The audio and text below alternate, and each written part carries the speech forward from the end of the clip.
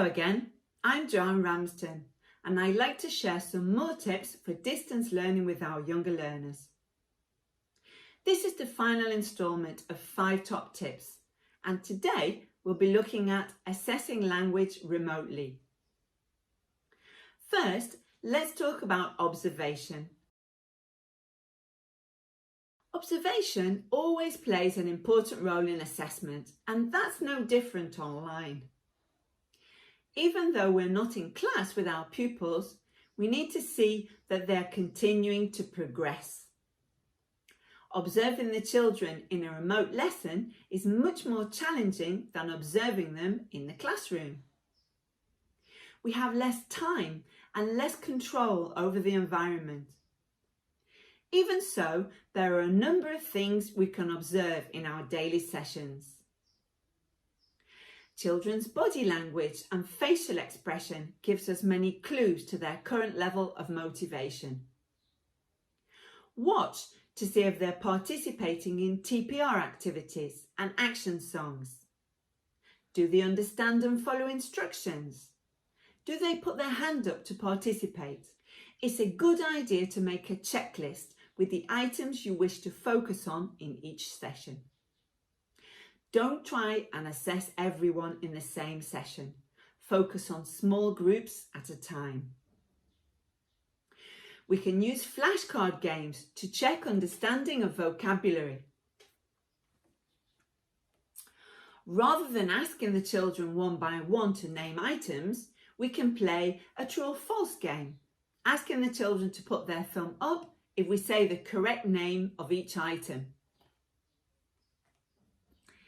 This is a sweater. These are shoes.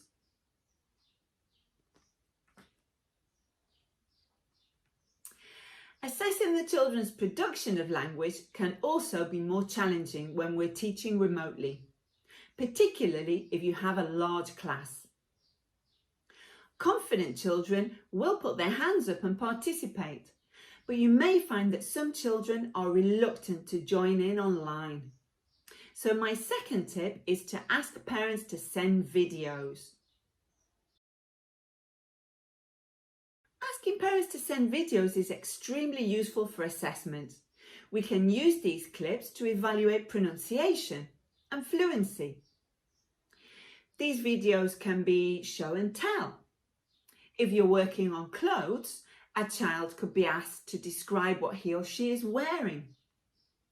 They could describe their home, their toys, their pet, or even the contents of their pencil case. Thirdly, to assess children's written work, we can ask parents to send photos of completed tasks. Explain the task online and ask children to complete it later.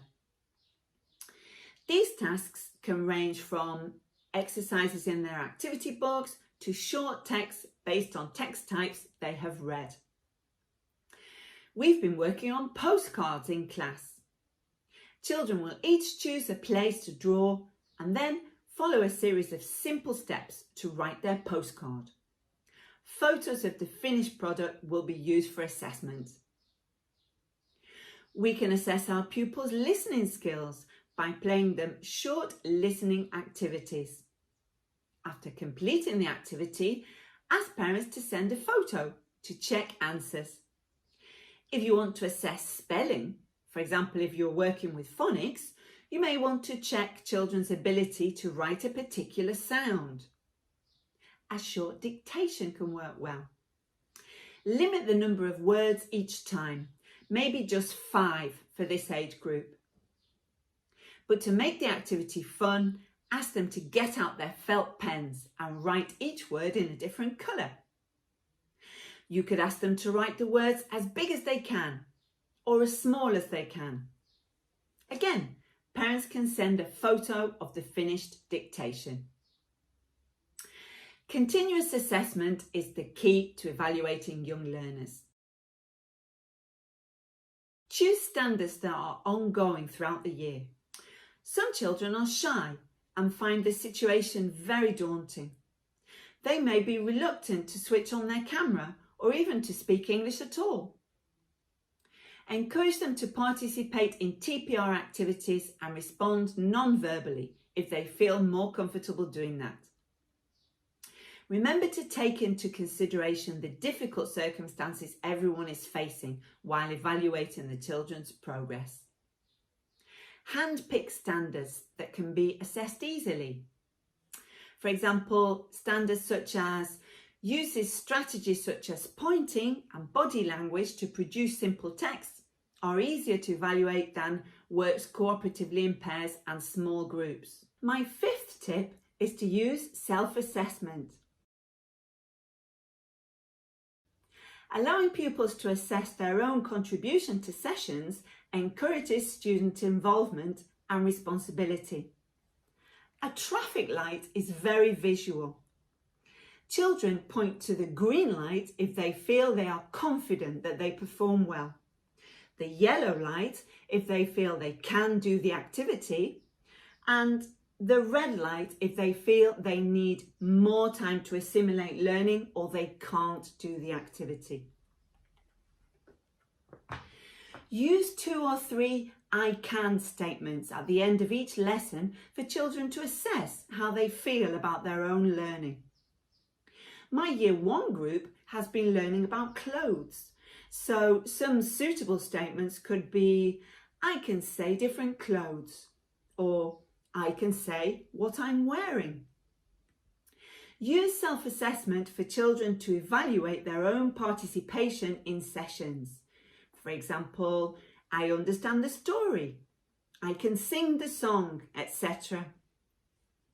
Take screenshots when children hold up their traffic lights so that you have a more permanent reference that you can look at once the class has finished.